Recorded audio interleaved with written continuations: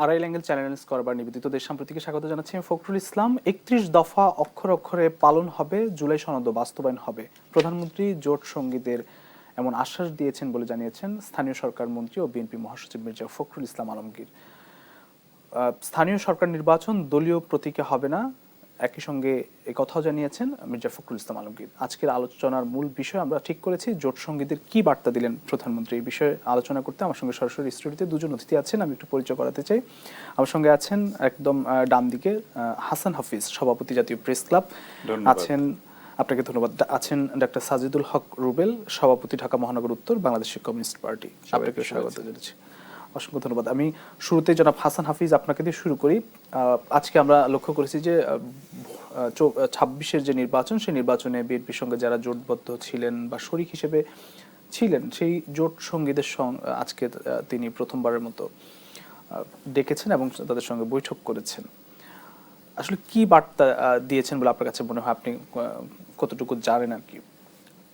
আস্থায় যে নেওয়া হয়েছে, একটু বিলম্ব হয়েছে, 5 মাস এর আগে আরো হলে ভালো হতো। আমরা অতীতে দেখেছি যে আওয়ামী ফ্যাসিবাদী সময়ে কিন্তু জোটসঙ্গীদেরকে কোনো পাত্তাই দেওয়া হতো না, তাদের যে প্রতিশ্রুতি দেওয়া হয়েছিল সেটাও ভঙ্গ করা হয়েছিল। আমরা সেটার একটা গুণগত পরিবর্তন চাই, কারণ এখন জুলাই মাস চলছে। জুলাই শহীদদের প্রতি শ্রদ্ধা জানাই, যারা আহত হয়েছেন, ত্যাগ স্বীকার করেছেন, অংশ নিয়েছেন, সবার প্রতি বিনম্র কৃতজ্ঞতাও জানাই।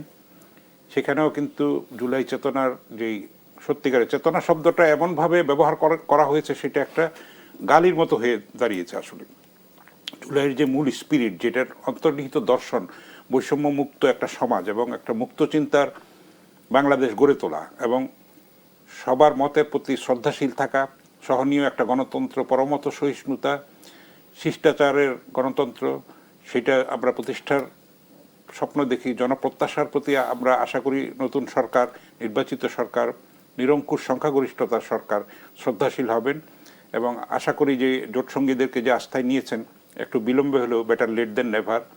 তো এটা ঘন ঘন এবং নিয়মিত হবে, তাহলে একটা দূরত্বটা কম হবে এবং জাতীয় সংকটগুলিতে নানান ইস্যুস সম্মিলিতভাবে সমাধান করা যাবে। দেশটা তো শুধু একটা পার্টির না, আসলে সবার দেশ। তো আমরা যদি সম্মিলিত প্রজ্ঞা দিয়ে, বিচক্ষণতা দিয়ে, দূরদর্শিতা দিয়ে, দেশপ্রেম দিয়ে, আন্তরিকতা দিয়ে, সততা দিয়ে যদি আমরা সবগুলি ইস্যুস মোকাবেলা করি, তাহলে কিন্তু সংকট অনেকখানি দূর হয়ে যায়। মানুষের নাভিশ্বাস উঠে গেছে, আসলে মূল্যস্ফীতি এত ব্যাপক এবং কর্মসংস্থান নাই, বিনিয়োগ নাই, সম্পদ পাচার হয়ে গেছে, একটা বিপর্যস্ত অবস্থা। প্রবাসী রেমিটেন্স যোদ্ধারা কিন্তু রিজার্ভটাকে পূর্ণ রেখে কিন্তু একটা স্বস্তির বার্তা আমাদেরকে দিচ্ছেন, কিন্তু আমরা শিক্ষাঙ্গনেও দেখছি নৈরাজ্য চলছে, সেখানে অবিশ্বাস আছে, ভুল বোঝাবুঝি আছে, দূরত্ব আছে, সেগুলিও দূর হোক। আমরা সব মিলিয়ে একটা শান্তিপূর্ণ বাংলাদেশ চাই, সামাজিক স্থিতি, শান্তি শৃঙ্খলা যেখানে থাকবে, দুবেলা দুমুঠো ভাত কাপড়ের যে নিশ্চয়তা থাকবে, সেই বাংলাদেশ আমরা চাই। সেটার ক্ষেত্রে এগিয়ে যেতে হবে এবং সম্মিলিতভাবে রাজনৈতিক দলগুলির দায়িত্ব, সেটা সরকারি দল, বিরোধী দল এবং যারা সংসদে যেতে পারেন নাই তাদেরও দায়িত্ব আছে, প্রত্যেকটা নাগরিকেরই দায়িত্ব আছে আমি মনে করি।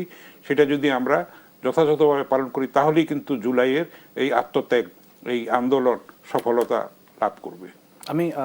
আপনি বলেছেন যে 5 মাস পরে হলেও বসেছেন সরকার প্রধান এবং এর আগে হয়তো বসতেন না, পাত্তা দিতেন না, এসব বিষয়ে বলছেন। 5 মাসে কি সরকারের সঙ্গে যে তাদের সরকারের যে শরিক ছিল, কোনো দূরত্ব তৈরি হয়েছে বলে আপনার কাছে মনে হয়? কিছুটা তো হয়েছে, এটা তো বাস্তবতার সত্য, যেটা স্বীকার করতে হবে। দূরত্বটা যাতে কম থাকে এবং সবাই মিলে যেন একটা এটা শোল্ডার করে, যেটা অংশীজন হিসেবে সবাই যেন এই দায়িত্বটা পালন করে, সেটাই আমরা চাইব। রাজনৈতিক দলগুলির কিন্তু দায়িত্ব আছে, শুধু যারা নির্বাচিত হয়েছে তাদেরই শুধু দেশ তা তো নয়, যারা এর বাইরে আছে, সাধারণ জনগণের যারা প্রতিনিধিত্ব করেন, হয়তো সংসদে প্রতিনিধিত্ব করতে পারেন নাই, তো তাদেরও তো কিন্তু দায়িত্ব আছে, তাদেরকেও তো আমি মনে করি ডাকা দরকার। দেশটা যেহেতু সবার সঙ্গে মত বিনিময় করে, তাদের মিলিত প্রজ্ঞা, সমন্বয়, শ্রদ্ধাশীলতা দিয়ে কিন্তু সংকটগুলি মোকাবেলা করা দরকার। সংকট সামনে আরও আসবে, আমরা জানি যে একটা বৈশ্বিক উত্তপ্ত পরিস্থিতির মধ্যেই সরকার দায়িত্ব নিয়েছে, তার মধ্যে একটা জ্বালানি সংকট গেছে, নানান ধরনের সংকট গেছে, কিন্তু এখনো সামনে সেগুলি যে দূর হয়ে গেছে তা নয়, সেগুলিকেও অ্যাড্রেস করতে হবে এবং সেটার জন্য সরকার এককভাবে একটা পার্টি কিন্তু এটা সামাল দিতে পারবে না। সেই কারণে সবাইকে একসঙ্গে আস্থায় নিতে হবে, তাদের দায়িত্ব দিতে হবে। আমরা দেখেছি যে জ্বালানি সংকট যখন তীব্রতর আকার ধারণ করে, সরকার বারবার বলছিল যে জ্বালানির কোনো সংকট নাই, সংকটটা কিন্তু সেটা বিশ্বাসযোগ্য ছিল না। গভীর রাত্রি পর্যন্ত লাইন লেগে থাকতো, বিশাল একটা ক্রাইসিস তৈরি হয়েছিল দেশে। 55 বছরের ইতিহাসে সেটা প্রথম। কিন্তু যখনই কমিটি গঠন করে দেওয়া হলো, তখন 2-3 দিনের মধ্যে সেটা কিন্তু একটা ম্যাজিক্যালি কিন্তু সমাধান হলো। এইটারও কিন্তু তদন্ত হওয়া দরকার যে এইটার মূলে কি জিনিস ছিল, আসলে গভীরে যেতে হবে। তাহলে কিন্তু ভবিষ্যতে এই ধরনের পুনরাবৃত্তি এড়ানো যাবে। আমরা জানি যে এই সরকারের যেই সংহত করার, গণতন্ত্র সংহত করার যে চেষ্টা, নিরন্তর সংগ্রামশীলতা এবং আমাদের যে গণতান্ত্রিক অভিযাত্রাকে নির্বিঘ্ন করার জন্য যে অভিযাত্রা, সেইখানে কিন্তু ষড়যন্ত্রের শিকার হচ্ছে তারা, গুপ্তভাবে এবং প্রকাশ্যভাবে, প্রত্যক্ষভাবে, পরোক্ষভাবে, দেশের ভিতরে, দেশের বাইরে। সেই ব্যাপারে সতর্ক থাকতে হবে, সচেতন থাকতে হবে এবং রুখে দাঁড়াতে হবে। বাংলাদেশের স্বাধীনতা, সার্বভৌমত্বের প্রশ্ন অবিচল থাকতে হবে সব রাজনৈতিক দলকে। তাহলেই আমরা একটা সত্যিকারের স্বপ্নের বাংলাদেশ গড়ে তুলতে পারবো। ধন্যবাদ। আমি আপনার কাছে আসবো। আমি একটু যেতে চাই ডাক্তার সাজিদুল হক রুবেল, আপনার কাছে। সরকারের সঙ্গে এই মুহূর্তে, যদিও আপনারা সরকারের জোট সঙ্গী বা শরিক নন, আপনারা কিন্তু সরকারের সঙ্গে এখন যে রাজনৈতিক দলগুলো, অর্থাৎ বিএনপি সরকারের সঙ্গে সম্পর্কটা এখন আসলে কেমন আপনার কাছে মনে হয়? ধন্যবাদ। আসলে এখানে তো অনেকগুলো ধারার ব্যাপার রয়েছে। এক ধারা হচ্ছে যারা হচ্ছে প্রায় বিএনপির সাথে মিলে গিয়েছিল, কেউ কেউ বিএনপিতে যোগও দিয়েছে, যেমন জাতীয় ঐক্যমত্য কমিশনের ওই জুলাই সনদে স্বাক্ষর করেছেন এমন অনেক রাজনৈতিক দলের নেতা রয়েছেন, প্রধান নেতা রয়েছে, রাজনৈতিক দলকে বিলুপ্ত করে বিএনপিতে ঢুকে গেছেন আর কি। তো এরকম একটা ব্যাপার। আর কিছু হচ্ছে তাদের নিজস্ব অবস্থান বজায় রেখে শরিক হয়ে নির্বাচন মনে হয় একটি রাজনৈতিক দল বিলুপ্ত করে। হ্যাঁ, দুটো রাজনৈতিক দল বিলুপ্ত হয়েছে, যারা স্বাক্ষর করার পরে বিলুপ্ত হয়েছে। তো আর হচ্ছে অন্যরা কেউ কেউ আছে তাদের স্বকীয় অবস্থান, দলীয় অবস্থান গ্রহণ করে, বা কোনো একটা রাজনৈতিক দলের দেখা গেছে সাধারণ সম্পাদক নিজেই যোগ দিয়ে দিয়েছে হচ্ছে বিএনপিতে। দল আছে কিন্তু সাধারণ সম্পাদক যোগ দিয়েছে, আবার সভাপতি নিজের মার্কায় নির্বাচন করেছেন আর কি। এরকম অনেকগুলো ঘটনার মধ্যে দেখা যাচ্ছে বিএনপি এবং বিএনপির লাইক মাইন্ডেড একটা অংশ রয়েছে আর কি, লাইক মাইন্ডেড বিএনপি রয়েছে। এটা একটা ধারা। একটা ধারা তো আমরা দেখতে পাচ্ছি সংসদে যারা বিরোধী দলের জন্য বিরোধী দল হিসেবে ভূমিকা পালন করার চেষ্টা করছে, আপনার জামাত বা এনসিপি, এরা একটা ধারা আছে এবং এর সাথে আবার 11টা দলীয় জোট আছে। এছাড়াও হচ্ছে বামপন্থীদের একটা ধারা রয়েছে, যারা হচ্ছে সেই জুলাই আন্দোলনের স্টেক হোল্ডারও, ঠিক আছে, আবার হচ্ছে তারা না সমর্থন গিয়েছিল বিএনপি জোটের সাথে, না তারা সমর্থন দিয়েছে জামাত জোটের সাথে, তাদের নিজস্ব অবস্থান থেকে, থার্ড অল্টারনেটিভ অবস্থান থেকে তারা নির্বাচন করেছে এবং এখনো তারা লড়াই সংগ্রাম আন্দোলন করবার চেষ্টা করছে এবং একটা গঠনমূলক বিরোধী দল হিসাবে রাজপথে তাদের অবস্থান রাখার চেষ্টা করছে। এখন তাদের সাথে সম্পর্কের জায়গাটা কিরূপ হবে, সেক্ষেত্রে হ্যাঁ, এটা একটা গুড সাইন। যদিও হচ্ছে 4 মাস বা 5 মাস হোক, তত বসেছেন, বসে একটা ব্রিফ করেছেন শরিক দলগুলোর সাথে। তবে আমি হাসান হাফিজ ভাইয়ের ওই জায়গাটাকে খুব বেশি সমর্থন করি যে শুধুমাত্র শরিক কিংবা শুধুমাত্র সংসদে যারা আছে তাদেরকে নিয়ে চললেও হবে না, ঠিক আছে। এছাড়াও তো এই সংসদে নেই, কিন্তু হচ্ছে নানাভাবে নানান আন্দোলন সংগ্রামে ভূমিকা অতীতে রেখেছে, এখনো রাখছে, জনগণের সাথে সম্পৃক্ততা আছে এমন অনেক রাজনৈতিক দল রয়েছে, বামপন্থী রাজনৈতিক দলগুলো রয়েছে, তাদের সাথে হচ্ছে তাদের আইডিয়াটাও একটু, আপনাদের একটি দল রয়েছে তার মধ্যে, বাংলাদেশ কমিউনিস্ট পার্টিও রয়েছে, তো তা বা আমাদের জোট রয়েছে, যুক্ত ফ্রন্ট রয়েছে, তাদের সাথেও আলোচনা করার হচ্ছে প্রয়োজন অবশ্যই রাখে আর কি। আমরা দেখেছি যে তারেক রহমান নির্বাচিত হওয়ার আগে তিনি হচ্ছে যখন হচ্ছে বাংলাদেশে এসেছিলেন, আসবার পরে কিন্তু তিনি বামপন্থীদের সাথে, কিন্তু বামপন্থী প্রায় সকল দলের সাথে আলাদাভাবে তিনি বসেছিলেন, আলাদাভাবে বসে তিনি হচ্ছে একটা মত বিনিময় করেছিলেন, তাদের কথা শুনেছিলেন, তাদের কিছু কথা বলার চেষ্টা করেছিলেন। এখানে একটা গুরুত্বপূর্ণ পয়েন্ট আমরা মনে হয় এই আলোচনার মধ্যে থেকে আসা দরকার, সেটা হচ্ছে ক্লিয়ার করার চেষ্টা করেছেন মির্জা ফখরুল আজকের এই আলোচনা থেকে, এবং এটা জোট শরিকদের কাছেও বলেছেন। সেখানে বিএনপি তার কমিটমেন্ট পুনর্ব্যক্ত করেছেন যে তারা কিন্তু আপনার যে সংস্কারের বিষয়টা সেই জুলাই আন্দোলনে কিন্তু স্লোগান ছিল না যে সংস্কার চাই, সংস্কারের দাবিতে হচ্ছে গণঅভ্যুত্থান হয় নাই, সংস্কারের দাবিতে হচ্ছে সরকারের পতন ঘটে নাই, কিন্তু সংস্কারকে নিয়ে আন্দোলন কিন্তু অনেক পুরনো আন্দোলন। জুলাই আন্দোলনের আগে 23 সালের হচ্ছে গিয়ে 31 দফা প্রণয়ন করেছিল, যে 31 দফার কথা আজকে বলেছেন মির্জা ফখরুল। অর্থাৎ এটা পুরনো একটা ইস্যুস রাষ্ট্র সংস্কার, এবং রাষ্ট্র সংস্কার আন্দোলন নামে রাজনৈতিক দল আরো আগে গঠিত হয়েছে আর কি। ফলে রাষ্ট্র সংস্কারের এই বিষয়টার ক্ষেত্রে যে বিএনপি কমিটেড সেটা বলেছেন, কিন্তু একটি জায়গায় খুব স্পষ্ট করবার চেষ্টা করেছেন তারা, যে জুলাই সনদ ও 31 দফা অক্ষরে অক্ষরে পালিত করবেন। করার পর একটা খুব গুরুত্বপূর্ণ কথা, যে কথাটা এখন ঢেকে গেছে, গত 25 সালের 15 ফেব্রুয়ারি আমি নিজে সেই সভায় উপস্থিত ছিলাম, আমার দলের প্রতিনিধি হিসাবে ওখানে আমি আলোচনাও করেছিলাম।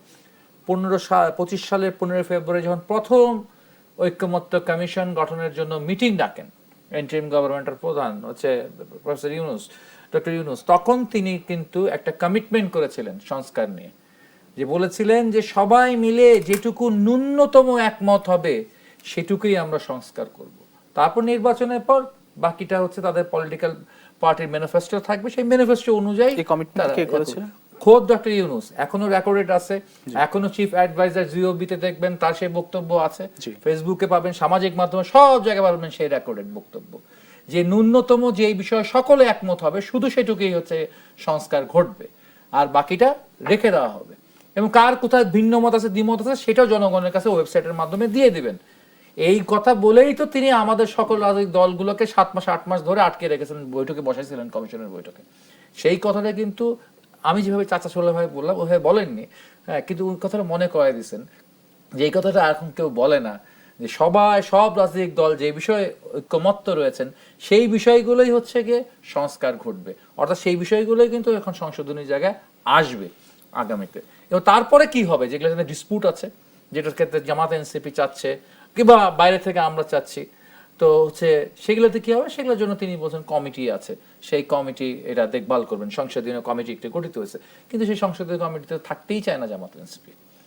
এবং একটা ব্যাপার এমন দাঁড়ায় গেছে যে বিএনপি বলছে সংশোধনের মাধ্যমে সেই রাষ্ট্রটা সংস্কার করবে, আর এরা বলতেছে না অত সব সংশোধনী মানি না, এটাকে হচ্ছে কি সেই অধ্যাদেশ যেভাবে করা আছে জুলাই অধ্যাদেশ করে, যেগুলা বিষয়ে ডিসপুট আছে, যেগুলা বিষয়ে নোট অফ ডিসেন্ট আছে, হ্যাঁ, সব বিষয় হলো গিয়ে মানে খাওয়ানো হবে। আপনারা কোনটাকে সমর্থন করেন, আপনার দল? আমার দলের প্রথম কথা হচ্ছে, আমার দল কিন্তু শেষ পর্যন্ত আমরা 8 মাস বৈঠকে সংশোধন বিশেষ কমিটি নাকি সংস্কার স্বাক্ষর করি নাই। জুলাই সনদে কিন্তু আমরা স্বাক্ষরকারী দল নই, ঠিক আছে, এটা খুব গুরুত্বপূর্ণ বিষয়। এবং আমাদের বক্তব্য হচ্ছে যেটুকু ঐক্যমত্য হয়েছে সেটুকু হচ্ছে ইমপ্লিমেন্ট করা হোক, এটা আমরা আগেই মেনে নিয়েছিলাম আর কি। তো সেইটার অনুযায়ী যদি সংশোধনী হয়, সংশোধনী হবে। আপনারা কি সংশোধনী, আর যদি সংশোধনী না করেন আপনি, তাহলে তো ইন ফিউচার আজ থেকে 5 বছর পর, 6 বছর পর, 10 বছর পরে, ঠিক আছে, পুরো বিষয়টারই কোনো ভ্যালিডিটি থাকবে না, লিগ্যাল কোনো আপনি স্ট্যাটিউট থাকবে না, পুরো বিষয়টা আইনগত কোনো ভিত্তি থাকবে না পুরো বিষয়টার। ফলে আপনি যাই করবেন তাই কিন্তু হচ্ছে গিয়ে এই কনস্টিটিউশনের সাথে আপনাকে টিউন করতে হবে, কনস্টিটিউশন অ্যামেন্ডমেন্ট করতে হবে আর কি। আপনি আমাদের মাথায় রাখতে হবে 24 আগস্টে আমরা অভ্যুত্থান করেছিলাম, বিপ্লব করি নাই, সংবিধানকে আমরা ছুঁড়ে ফেলে দিই নাই, এবং এই সংবিধান নিয়ে শপথ করেছিলেন প্রধান উপদেষ্টা সহ এই ছাত্র উপদেষ্টারা, ঠিক আছে। এই কথাটাকে মাথায় রেখে আমার সামনে দিকে অগ্রসর হতে হবে। আপনারা কোনটিকে সমর্থন করছেন? সংশোধনের যে বিশেষ কমিটি, অ্যামেন্ডমেন্টের মাধ্যমে হচ্ছে গিয়ে সংশোধনী হবে, ঠিক আছে।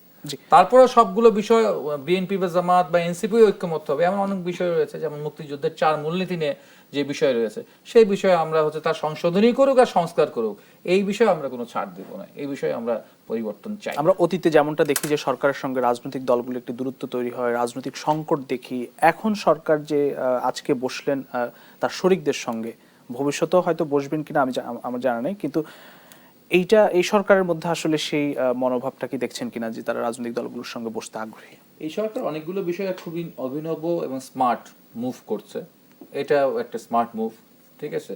তবে আমাদের দেখা যে বাংলাদেশের জোট রাজনীতির যে ইতিহাস, যে সরকারের যে দল থাকে সে ডমিনেন্ট করে আর শরিকরা ওই সময় চুপচাপ থাকে আর কি। এবার কি দেখছেন? এইবারও চুপচাপ আছে শরিকরা, কিন্তু সরকার ডমিনেন্ট করার চেয়ে আরো ডেমোক্রেটিক একটা অ্যাপ্রোচ নিয়েছে, ঠিক আছে। তবে এটা মাত্র 4 মাস 5 মাসে বলা যাবে না যে তার ক্লাস ক্যারেক্টারটা শেষ পর্যন্ত কোনটা আমরা দৃশ্যমান হবে, সেটা দেখার জন্য কয়েক বছর অপেক্ষা করতে হবে। ধন্যবাদ। আমি একটা প্রশ্ন রাখতে চাই, গণতন্ত্রকে সুসংহত করতে এখনো ষড়যন্ত্র হচ্ছে, জনাব হাসান হাফিজ আপনি বলছিলেন আজকে কি ধরনের ষড়যন্ত্র আপনি দেখেন? আমি প্রশ্ন উত্তরটি নিতে চাই একটি বিরতি থেকে ফিরে এসে। প্রিয় দর্শক, আড়াই অ্যাঙ্গেল চ্যানেল করবার নিবেদিত দেশ সাম্প্রতিক নিচ্ছে একটি ছোট্ট বিরতি, ফিরছে একটু পর, সঙ্গেই থাকুন। আড়াই অ্যাঙ্গেল চ্যানেল করবার নিবেদিত দেশ সাম্প্রতিক আরো একবার স্বাগত জানাচ্ছি। আমি জনাব হাসান হাফিজ, আপনার কাছে প্রশ্ন ছিল গণতন্ত্রকে সুসংহত করতে এখনো কি ধরনের ষড়যন্ত্র আপনি দেখেন? সেটা তো খুব দৃশ্যমান না হলেও ভেতরে ভেতরে তো আছে আসলে, তাই না? আমি দুই একটা কথা একটু আগে বলেছি, নানান অস্থিরতা সৃষ্টি করা নানান ইস্যুতে ছাত্রদের যে সাম্প্রতিক আন্দোলনটা হলো পরীক্ষা নিয়ে, তাই না, এটাকে তো একটু বাড়াবাড়িও করা হয়েছে এটাকে নিয়ে। তো এটা তো সরকার পতনে কিংবা শিক্ষামন্ত্রী পদত্যাগ দাবি করার মতো পর্যায়ে তো কিভাবে নেওয়া হয়েছে, এবং এখানেও তদন্ত করা দরকার যে এর মধ্যে কারো মদত ছিল কিনা, ইন্ধন ছিল কিনা। কারণ বাংলাদেশে কিন্তু এমন জিনিস থাকে গুপ্ত যেগুলি আপনি সহজে শনাক্ত করতে পারবেন না। আপনি একটা ধারণা করতে পারবেন, কিন্তু তথ্য প্রমাণ কিন্তু সবগুলির পাওয়া কঠিন। এবং আমি তো মনে করি যে সংসদের মধ্যেও তো কোনো কোনো অংশে এরকম একটা সক্রিয়তা আছে যেটা যাতে সংসদটা কার্যকর না হয়, এমনও তো বলা যেতে পারে, তাই না? এখন এটা আমি প্রমাণ করতে পারবো না, কিন্তু ধারণা করা যেতে পারে। এগুলি আস্তে আস্তে স্পষ্ট হবে, এবং মানুষের মধ্যে কিন্তু যে এইরকম আরো সচেতনতা বৃদ্ধি করতে হবে, যেহেতু জবাবদিহিতার একটা সংস্কৃতি প্রতিষ্ঠিত হতে চলেছে। কারণ আমরা তিনটা নির্বাচন দেখেছি প্রশাসনের, এবং যেটা বিশ্ব দরবারে আমাদের মুখ থুবড়িয়ে গেছে, আমাদের ভাবমর্যাদা বলেন, ভাবমূর্তি বলেন, ভয়ঙ্কর কলঙ্ক সেগুলি। আমরা ভোট দিতে পারি না, রাতের নির্বাচন, ডামি নির্বাচন, বিনা প্রতিদ্বন্দ্বিতা নির্বাচন। তো এইবার যেহেতু মানুষ ভোট দিতে পেরেছে, সেই জবাবদিহিতার একটা ব্যাপার প্রতিষ্ঠা হতে যাচ্ছে। মানুষকে কিন্তু বলতে হবে যে আপনি যদি দুর্নীতি করেন, আপনি যদি স্বজনপ্রীতি করেন, আপনি যদি অন্যায় করেন, সম্পদ পাচার করেন, তার জবাবদিহি করতে হবে, এবং ভবিষ্যতে ভোটেই আপনাকে পাশ করে আসতে হবে। এইটা যদি বেশ কয়েকটা নির্বাচন আমরা এইভাবে করতে পারি, তাহলে একটা গণতন্ত্র একটা সুসংহত ভিত্তির উপরে দাঁড়াতে পারে। কিন্তু এটা রাতারাতি হবে না, একটা ইলেকশনেই এটা আশা করাটা ঠিক না। আমরা অপেক্ষা করি, আমরা একটু আচরণ করি, সহিষ্ণু আচরণ করি, সহনশীলতার পরিচয় দিই, এবং সবাই মিলে একটা ঐক্যমত্যের যেন একটা আমরা সংস্কৃতি গড়ে তুলতে পারি। একটা আপনি বললেন যে সংকট তৈরি হচ্ছে, সংবিধান সংশোধন, সংবিধানের যে আমূল ঢেলে সাজানোর যে একটা দ্বন্দ্ব তৈরি হয়েছে, সেখানেও কিন্তু আমরা একটা সমঝোতা আশা করি। সাধারণ মানুষ চায় যে একটু পরস্পর ছাড় দিয়ে যেন একটা ঐক্য প্রতিষ্ঠা হয় এবং শান্তি যেন বজায় থাকে, এটাই মানুষ চায়, আর কিছু চায় না। রাজনৈতিক দলগুলোর সঙ্গে সরকারের যে সম্পর্ক বা আমরা অতীতের থেকে এখন আসলে পার্থক্যটা কোথায় দেখেন? 5 মাসে তো এখন আপনি কনক্লুশনে আসতে পারবেন না। আমি বলেছি যে আওয়ামী লীগ কিন্তু শরিক দলকে ডাকেই নাই, একদম চূড়ান্ত ক্লাইম্যাক্সের সময় ডেকেছে, কিন্তু তখন সময় পার হয়ে গেছে। কিন্তু আমরা চাইবো যে এই সরকার সবাইকে যেন আস্থায় নেয়, যারা নির্বাচিত হয়েছেন, যারা নির্বাচনে জিততে পারেন না, তাদেরকেও আস্থায় নিতে হবে। কারণ দেশটা তো সবার, সংকটটা সবার, কোনো প্রত্যেকটা ব্যক্তি মানুষকে স্পর্শ করে, এক একটা ক্রাইসিস। আপনি যে বৈশ্বিক যে সংকট, মধ্যপ্রাচ্যে যে মার্কিন যে যুক্তরাষ্ট্রের যে রকম নির্লজ্জ আগ্রাসন এবং উন্মত্ততা, যেখানে রক্ত ঝরছে ফিলিস্তিনি, তারপরে ইরানে, সেটার প্রভাব তো আমাদের এখানেও পড়েছে। তা পুরো বিশ্ববাসী, গ্রহের প্রত্যেকটা অধিবাসী কিন্তু আক্রান্ত। সেগুলির থেকে তো বিশ্ব শান্তি, বিশ্ব বিবেকের জাগ্রত হওয়ার আমরা অপেক্ষা করছি, সেটা থেকে বাংলাদেশও বিচ্ছিন্ন নয়। তো আমরা এই গ্লোবালি কিন্তু একটা আমাদের হারমোনি একটা প্রতিষ্ঠা করতে হবে, আমরা যেন সেইটা সংকটটা সম্মিলিতভাবে শেয়ার করতে পারি, শোল্ডার করতে পারি। রাজনৈতিক দলগুলিকে যদি সরকার আস্থায় নেয়, তাদের সঙ্গে পরামর্শ করে, আমরা দেখেছি নিকট অতীতে যে অন্তর্বর্তী সরকার কিন্তু রাজনৈতিক দলগুলিকে ডেকেছে অনেক পরে, এবং একসঙ্গে হয়তো 10টা দলকে ডেকেছে, 2 মিনিট করে সময় পায়নি। এটা একটা প্রহসন ছিল, এটা প্রথম দিকে কিন্তু আস্থায় নেওয়া উচিত ছিল। 18 মাস লাগে নাকি একটা ইলেকশন করতে? বাংলাদেশে তো আমরা এর আগে অনেক একাধিক ইলেকশন দেখেছি নির্দিষ্ট সময়ের মধ্যে। এটাও তো একটা প্রশ্ন, এটাও তদন্ত হওয়া উচিত, তাদের মধ্যে কি ষড়যন্ত্র ছিল, এবং শেষ মুহূর্তে তারা যেসব অন্যায় দেশবিরোধী চুক্তি করেছে বলে অভিযোগ আছে, সেগুলিও তদন্ত হওয়া দরকার। সেগুলি জনসমক্ষে এইসব তথ্য জানার অধিকার মানুষের আছে, প্রত্যেকটা নাগরিকের সেই অধিকার আছে, সেগুলিও কিন্তু প্রকাশ করা উচিত বলে আমি মনে করি। শুধু নির্বাচনে যাব বলে আপোষ করে গেছি, এইরকম এই বক্তব্য কিন্তু তোপে টেকে না, এটাও গ্রহণযোগ্য নয়। ধন্যবাদ। আমি ডক্টর সাজিদুল হক রুবেল আপনার কাছে আসি যে নাহিদ ইসলাম বলেছেন যে সরকার গণভোট ও জুলাই সনদকে অস্বীকার করছে, এমন দাবি তিনি করেছেন। এটা আসলে আপনার কাছে কতটা যৌক্তিক মনে হয়, যেখানে সরকার প্রতিদিনই কোনো না কোনোভাবে বলছেন যে 31 দফা অক্ষরে অক্ষরে পালন করবেন, জুলাই সনদ বাস্তবায়ন করা হবে? ধন্যবাদ।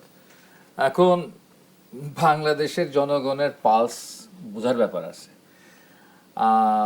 আন্দোলনের একদম পরিচিত মুখ, ঠিক আছে, গ্রেপ্তার হওয়া, সব কিছু মিলে টিলে মিডিয়ার ফোকাস পয়েন্টে থাকে, খুব দ্রুত আমি নেতা হতে পারি আর কি, ওভার প্রমোটেড হতে পারি।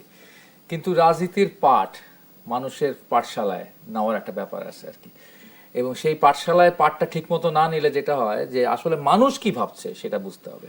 এই যে ওনারা যে পলিটিক্যাল রেটোরিকগুলো বলতেছেন, এইটাতে হচ্ছে কি জানেন, এই জুলাই টোটাল স্পিরিটটাকেও আরেকটা চেতনা ব্যবসায় নিয়ে যাওয়া হচ্ছে আর কি।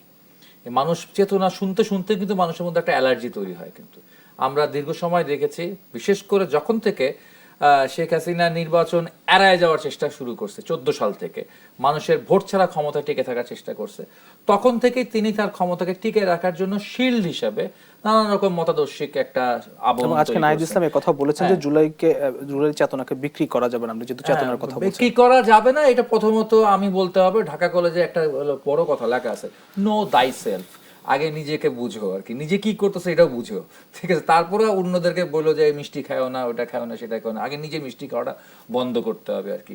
তো ওরকম হচ্ছে যে একটা প্রেশার একটা তৈরি করার চেষ্টা করা হচ্ছে। বেসিক্যালি আমি যেটা মনে করি যে আমাদের প্রথম চ্যালেঞ্জটা ছিল, এবার শুধু আমাদের না, পৃথিবীর অনেক দেশে গণ অভ্যুত্থান ঘটে, এইরকম গণ অভ্যুত্থান ঘটেছে, সেখানে প্রথম চ্যালেঞ্জটা হচ্ছে ওই জনগণের এবং ওই দেশবাসীর হয়, সেটা হচ্ছে যত দ্রুত গতিতে সম্ভব গণতন্ত্রে ফিরে যাওয়া বা গণতন্ত্রের ব্যবস্থাটাকে হলো ইনস্টল করা, সেটাই তো দরকার ছিল। যেমন হাফিজ ভাই যেটা বলছেন যে এত সময় লাগে কেন, আসলে এত সময় লাগাটা খুবই রহস্যজনক ছিল, খুবই রহস্যজনক বিষয় ছিল। একেবারে প্রথম থেকে যখন হচ্ছে গিয়ে আমাদের কমিউনিস্ট পার্টির কথা সেই সময় ছিল যে কমিউনিস্ট তৎকালীন সাধারণ সম্পাদক প্রথম স্টেটমেন্টই বলছিলেন যে এখন প্রয়োজন অতি দ্রুত খুবই গুরুত্বপূর্ণ ন্যূনতম কিছু সংস্কার সাধন করা এবং নির্বাচনের রোড ম্যাপ ঘোষণা করা, যে কি পদ্ধতিতে কিভাবে নির্বাচন হবে এবং অতিরিক্ত কিছু সংস্কার করতে হবে। বাকি সংস্কারটা গণতান্ত্রিক সরকারগুলো করবে, গণতান্ত্রিক ভাবে দলগুলো করবেন তারা। এবং একই সুর ছিল বা আরো তীব্রভাবে বলেছেন বিএনপি, অন্যান্য রাজনৈতিক দলগুলো বলেছেন, কেউ বলেন না। যারা বলেন না তাদের মধ্যে অন্যতম হচ্ছে জামাত বলে না, জামাত, এবং তারা নানান সময় নানান সুর করছে যে আগে স্থানীয় সরকার নির্বাচন চাই, বা তারও আগে বলছে যে পিআর ভোট, ফার্স্টে শুরু করছে পিআর ভোট, হ্যাঁ পিআর পদ্ধতিতে ভোট হইতে হবে, পিআর ভোট তো ছাড়া কোনো ভোট হইতে পারবে না। তো এইটা একটা সমঝোতার জায়গায় যখন আসলো অনেক দিন নষ্ট করার পর, তারপর শুরু করলো স্থানীয় সরকার নির্বাচন আগে, আবার এটা নিয়ে হলো একটা সমঝোতা আসলো, তারপর আসলো গণভোট, মানে কত আগে গণভোট করতে হবে, নানান রকম ফাঁদ, নানান রকম ট্র্যাপ, নানান রকম প্রভোকেশনের মধ্যে ছিল। এবং একটাতে যদি কেউ শক্ত অবস্থান গ্রহণ করতো, ঠিক আছে, বামপন্থীরা কিংবা বিএনপি কেউ যদি শক্ত অবস্থান গ্রহণ করতো, বিশেষ করে বিএনপি যদি শক্ত অবস্থান গ্রহণ করতো, তাহলে তো দেখা গেল নির্বাচনে এই পুরো প্রসেসটাই হচ্ছে ওলট পালট হয়ে যেত, নির্বাচন হতো না বাংলাদেশে, বন্ডল হয়ে যেত, এই আশঙ্কা ছিল বাংলাদেশে। ফলে এই জায়গাটা থেকে তারা কিন্তু সেই একই খেলার চেষ্টা করছেন, ঠিক আছে, কিন্তু আমার মনে হয় এই খেলাটা হচ্ছে কাদের কথা নিবে না। আমি জামাত এবং এনসিপি উভয়কে নিয়ে বলতে চাচ্ছি আর কি। এবার দেখেন যে আপনি এর আগে আমাকে প্রশ্নটা করেছেন যে এখন আসলে খেলাটা কি নিয়ে চলছে। এখন হচ্ছে খেলা তো নানান দিক দিয়ে চলছে, নানান রকম প্লেয়াররা নানান দিক দিয়ে খেলা চলতেছে। এর মধ্যে সবচেয়ে গুরুত্বপূর্ণ বিষয় যেটা হচ্ছে আমরা দেখছি যে জামাতের হচ্ছে গোলাম পরোয়ার সাহেব এবং মামুনুল হককে নিয়ে কয়দিন আগে একটা স্টেটমেন্ট দিয়েছে, সাংঘাতিক একটা বক্তব্য দিয়ে দিয়েছেন যে বিএনপিকে বেইমান ডেকে আবার গণ অভ্যুত্থানের ডাক দিচ্ছেন। আবার ডাক্তার শফিক আর একটা দিন 15 আগে তিনি আর একটা বক্তৃতা দিয়ে বসছিলেন যে আরো একবার বিপ্লব করতে হবে বিএনপির বিরুদ্ধে। তো তখন আমরা বলছিলাম যে জামাত বিপ্লবটা করলো কবে? আপনি কি জুলাই বিপ্লবকে জামাতের বিপ্লব মনে করেন? যদি জনগণ বুঝতো যে তুমি এর নেতৃত্বে আছে, যদি বিশ্বাস করতো, মানুষ এই আন্দোলনে নামতো না। মানুষ এই আন্দোলনে নেমেছে এই কারণে, মানুষ বুঝেছে এটা জামাতের আন্দোলন না, এটা জামাতের বিপ্লব না। শেখ হাসিনা বারবার এটাকে ট্যাগ দেওয়ার চেষ্টা করেছিল সে সময়, যে জামাত ইসলাম, এখানে জামাত ইসলামের, এটা জামাত ইসলামকে নিষিদ্ধ করছে, কইরা সবকিছু নিয়ে বোঝানোর চেষ্টা করতেছে এটা জামাত ইসলামের নেতৃত্ব হচ্ছে এই জুলাই গণঅভ্যুত্থান। কিন্তু আমরা এখানে যারা অংশগ্রহণ করতেছিলাম, আমাদের ছেলেমেয়েরা যারা অংশগ্রহণ করতেছিল, আমরা বিশ্বাস করেছি, আমরা বুঝেছি, আমরা দেখেছি যে এর সাথে জামাত ইসলামের কোনো সম্পর্ক নাই। জামাত ইসলাম হয়তো তার মতো করে সে এখানে আসে, আমি যেমন আমার মতো করে আমার দাবিতে এখানে আসি, এখানে জামাত ইসলাম নেতৃত্ব ছিল না। ফলে এখানে জনগণ স্বতঃস্ফূর্তভাবে নেমেছে। আন্দোলনটার রূপ ছিল অরাজনৈতিক, অরাজনৈতিক আন্দোলনকে নিয়ে এমন একটা ভাব যে আরো একবার বিপ্লব করতে হবে। আসেন না, আপনার নামে আসেন না বিপ্লব করতে, আপনি নামে আসেন না আন্দোলনটাকে দেখে আন্দোলন হয় কিনা, ঠিক আছে, আপনি নামেন, আপনার লুকায় চুরায় গুপ্ত হয়ে নামতে হয়েছে, আপনার গুপ্ত হয়ে কোনো লাভ হয় না। লাভটা হচ্ছে মানুষ নামছে এই কারণে, মানুষ সেই ছেলে মেয়েগুলোর রাস্তা রেখেছিলেন, যেই ছেলে মেয়েগুলো তারা দেখেছে যে এই ছেলে মেয়েগুলো হচ্ছে গিয়ে নন পলিটিক্যাল, এই ছেলে মেয়েগুলো নষ্ট রাজনীতির প্রতিনিধিত্ব করে না বলে মানুষ তখন বিশ্বাস করেছিল, তাই মানুষ এসেছিল। কিন্তু পরবর্তীতে যেটা হচ্ছে তাদেরকেও বেচাকেনা হয়ে গেছে, তারাও বিভিন্ন রাজনৈতিক দল, তারা প্রথম কি বললো, আমরা বিএনপির ঘাড়ে পা দিয়ে দাঁড়াবো না, আমরা জামাতের ঘাড়ে পা দিয়ে দাঁড়াবো না, আমরা আমাদের মতো করে দাঁড়াবো। পরে দেখা গেল এই মন্ত্রী এমপি হওয়ার জন্য জামাতের সাথে জোট করে বসছে। ওটাই তো জুলাইকে বেঁচে দেওয়া হলো। আপনি যখন জামাতের সাথে জোট করেছেন তখনই আপনি জুলাইকে বেঁচে দিয়েছেন, ঠিক আছে, তখন আর আপনি জুলাইয়ের স্পিরিটে থাকেন নাই, আপনার নাম যাই হোক, আপনার দলের নাম যাই রাখেন, কিন্তু আপনি যখন জামাতের সাথে জোট করেছেন তখন আপনি সারেন্ডার করেছেন, তখন আপনি সমর্পণ করেছেন, আপনি বিক্রি করে দিয়েছেন তখন সবকিছু। ধন্যবাদ। আমি একটি প্রশ্ন রাখতে চাই জনাব হাসান হাফিজ আপনার কাছে।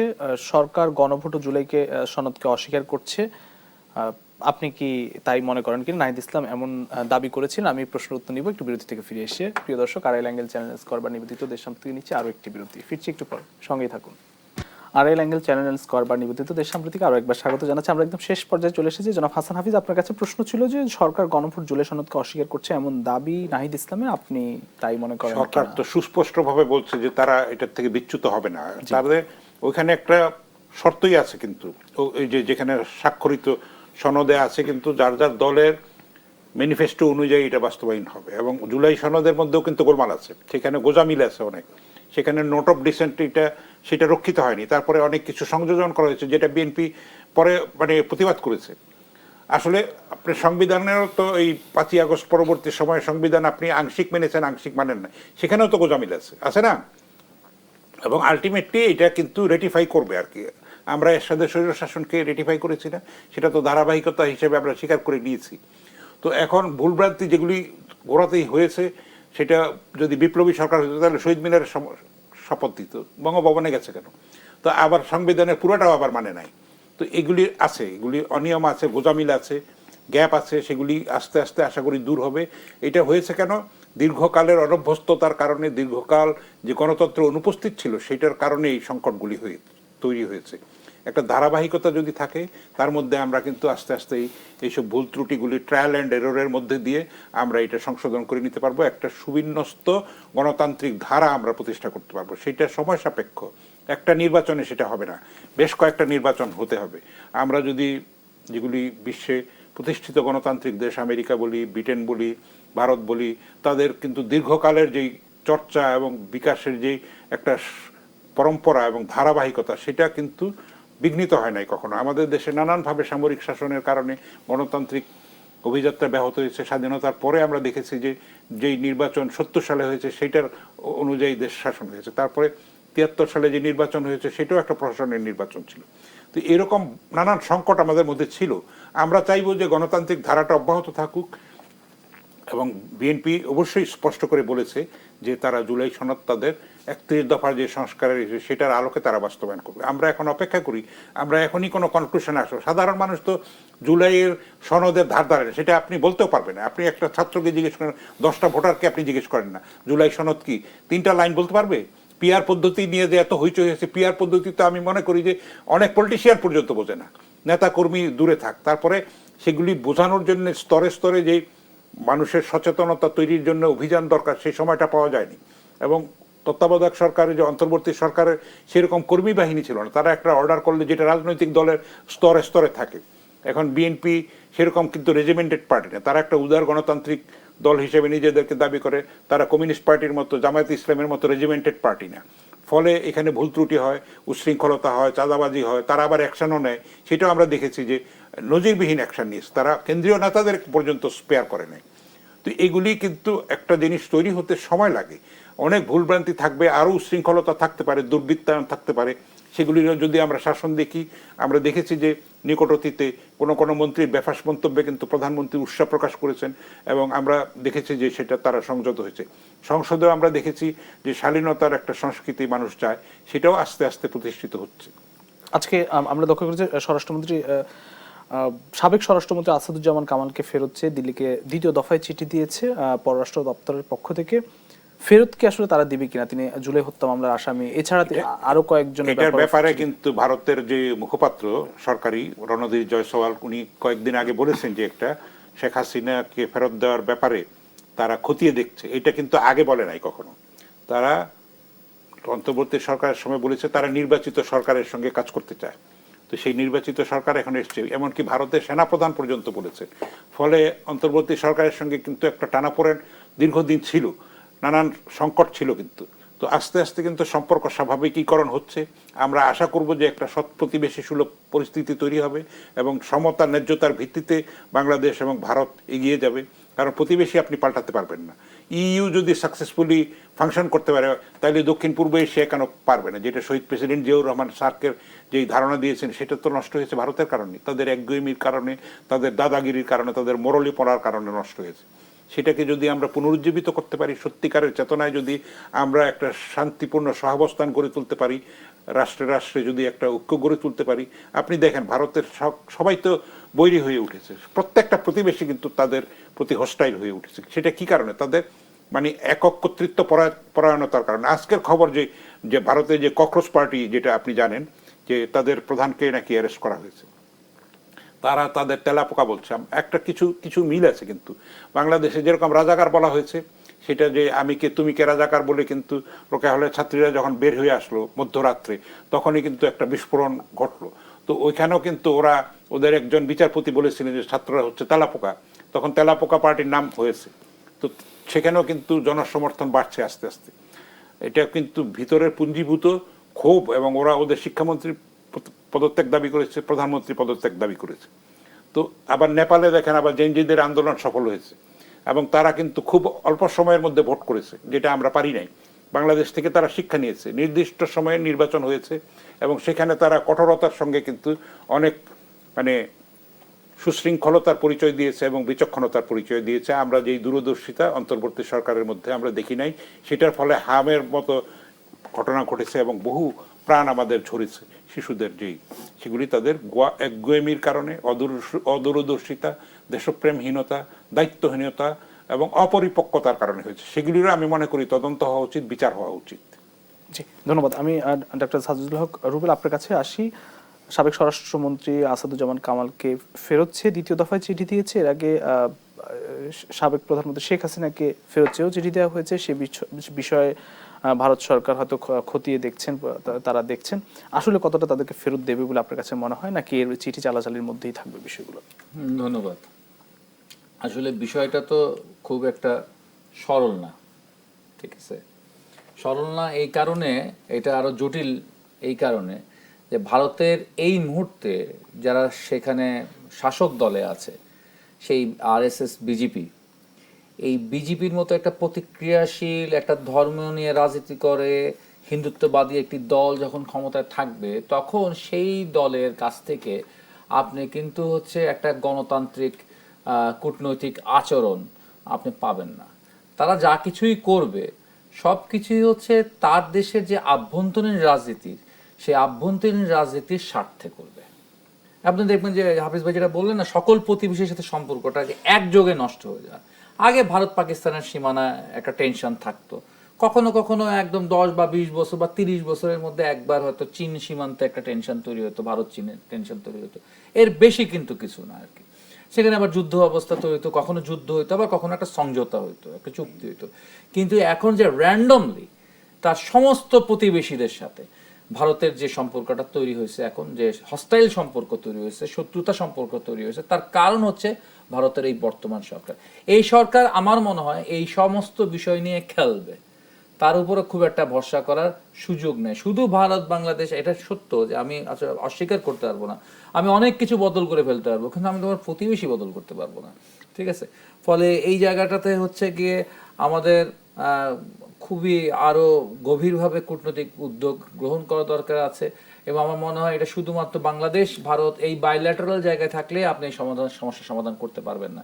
সেই জায়গায় আপনার মাল্টি ল্যাটারাল অ্যাপ্রোচ, মানে জাতিসংঘ বলেন বা পৃথিবীর অন্যান্য দেশ বলেন, সকলকে মিলায় এই জায়গাটা একটা আশার ব্যাপার। এটা ইন্টারন্যাশনাল ইস্যুজের হওয়ার মতো বিষয় রয়েছে।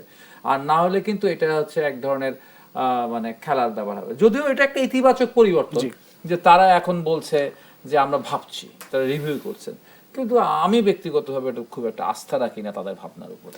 জুলাই সনদ বাস্তবায়নের কথা সরকার প্রতিদিনই কোনো না কোনোভাবে বলছেন।